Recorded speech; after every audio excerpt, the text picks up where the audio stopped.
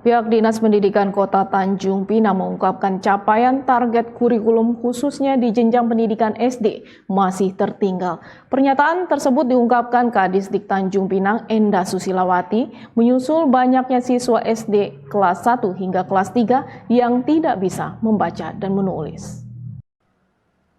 Diduga sebagai dampak negatif terlalu lama menerapkan sistem belajar daring, kini semakin dirasakan seperti ditemui adanya siswa sekolah dasar terutama kelas 1 hingga kelas 3 yang tidak bisa membaca dan menulis.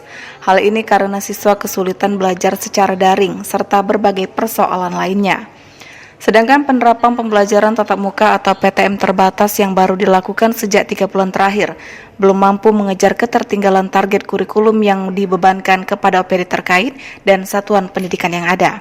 Kepala Dinas Pendidikan Tanjung Pinang Endang Susilawati berharap dengan dimulainya vaksinasi anak usia 6 hingga 11 tahun yang merupakan jenjang pendidikan SD, pihaknya akan melakukan evaluasi sekaligus akan mencari solusi mengejar ketertinggalan yang ada di semester yang akan datang.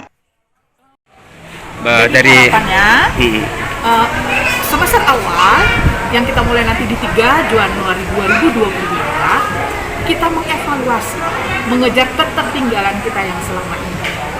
Apa yang harus kita lakukan? Nah, satuan pendidikan bertanggung jawab terhadap peserta didiknya di satuan pendidikan masing-masing. Jadi kepala sekolah, guru bekerja sama dengan orang tua murid, komite sekolah merumuskan apa lagi yang harus dilakukan untuk mengejar ketertinggalan. Dinas Pendidikan memantau, karena kita punya Timones, kita ada pengawas yang turun ke lapangan untuk memantau, untuk mengevaluasi dari pelaksanaan pembelajaran tatap muka terbatas yang sudah kita lakukan sejak Oktober sampai dengan Desember. Menanggapi banyaknya murid SD yang tidak bisa membaca dan menulis akibat tidak maksimalnya pembelajaran daring, dokter spesialis anak Kori Primaturia menyarankan agar proses pembelajaran tidak hanya bergantung sepenuhnya pada guru di sekolah, namun orang tua juga harus berperan aktif membimbing anaknya di rumah.